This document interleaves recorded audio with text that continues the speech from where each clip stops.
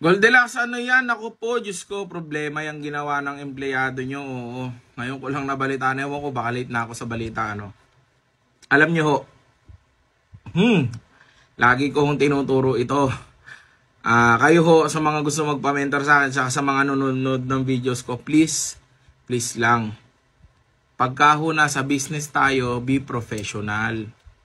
Okay? Wala ho tayong problema kay maka Duterte ka, maka BBM ka, maka Leni ka. It doesn't matter pag nasa loob kayo ng inyong business establishment and you are doing business and you are working. You need to be professional. Okay? Hindi ho pwede yung ginagawa, yung ganyan na porkit maka BBM kayo o maka Leni kayo dahil ang pinapalagay lang ay Happy Birthday President Duterte, hindi nyo na susundin yung customer. Samantalang nagbayad yon. Wala naman hong ginawang masama sa inyo yung customer.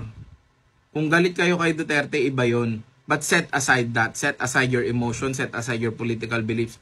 You're going to do and you will do your job and you will run your business as usual. 'Di ba? It must be like that. Must be like that.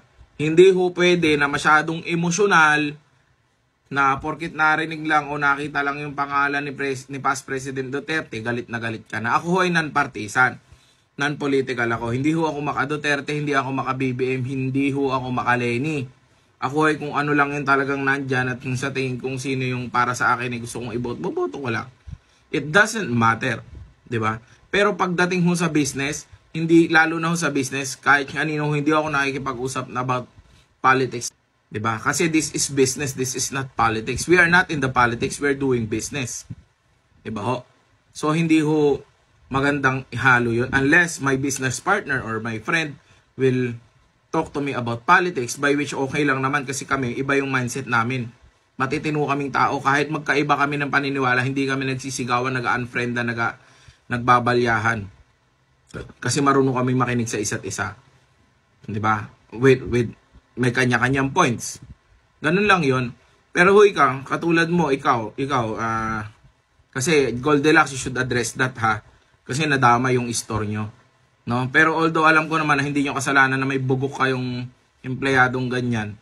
Alam nyo ho, lalo na sa mga tao, no? Please lang, huwag nyo hong idama yung buong Goldilocks.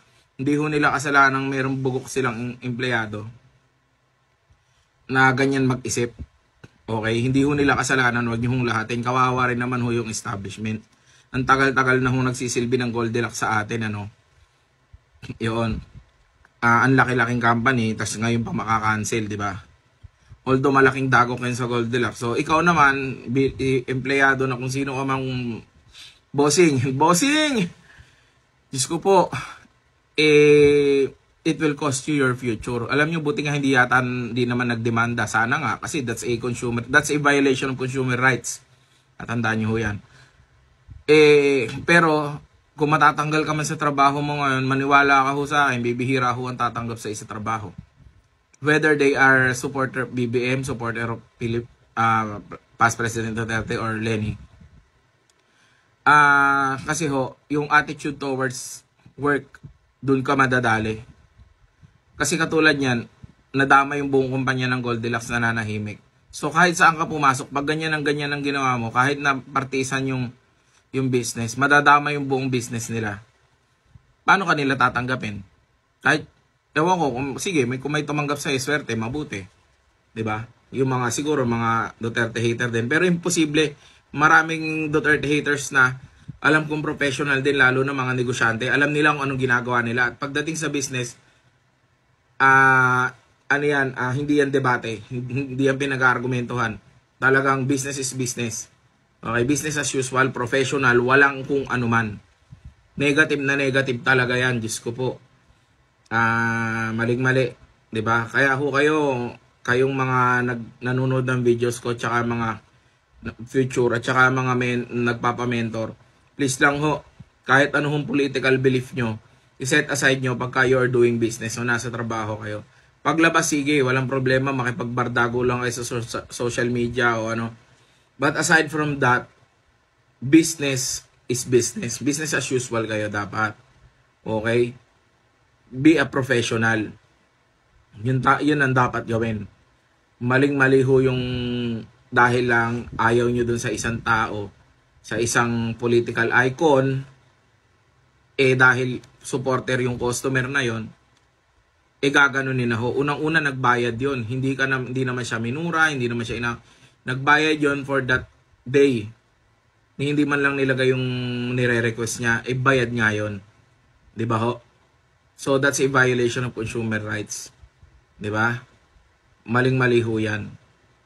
Kahit sinong tao, ikaw, magbayad ka, may pinalagay ka, tas hindi sinunod, matutuwa ho ba kayo? Binayaran mo yun eh. Hindi naman ho ito ibig sabihin na nagbayad inaangkin mo yung pagkatao. Hindi ho.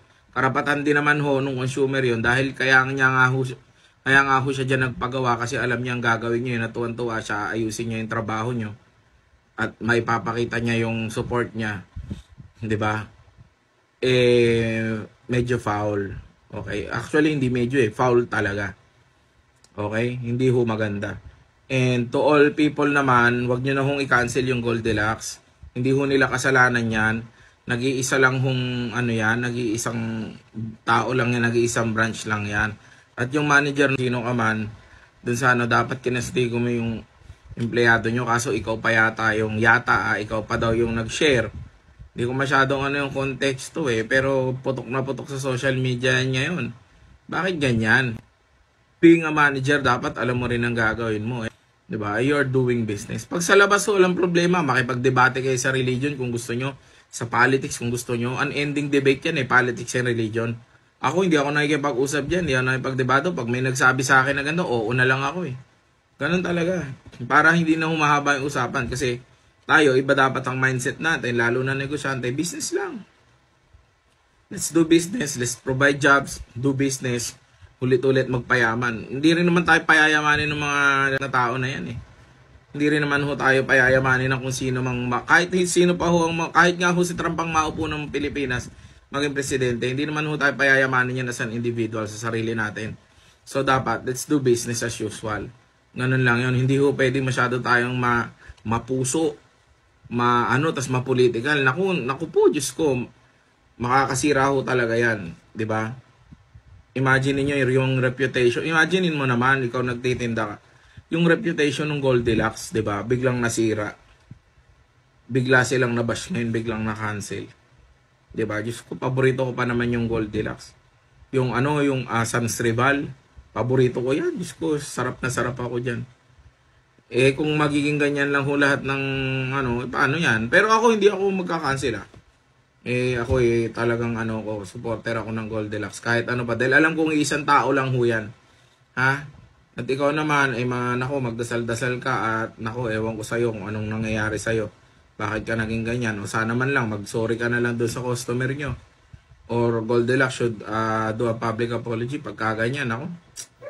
Hindi ho tama yan. Maling-mali yan. Non-political, non-partisan tayo pag nagbi-business, okay? Kadizar, ikaw po ba ay mahilig mag-shopping sa online? Ikaw ba ay naghanap ng murang school supplies o mga gamit sa bahay? Kompleto po tayo dyan sa inyong mga pangangailangan. Okay, tutok lang. Ang kailangan nyong gawin ay tumutok sa ating live from 7 PM to 11 PM sa ating TikTok shop, sa ating Shopee shop. Okay? Marami po ditong mga kaabang-abang na pinakamalaking discount at may free shipping pa. Yes, mga kadisar, totoo yan. Ang ating pa-live exclusive promo. Yes, maabil nyo yan sa ating live only. Kaya tutok na dito sa ating shop.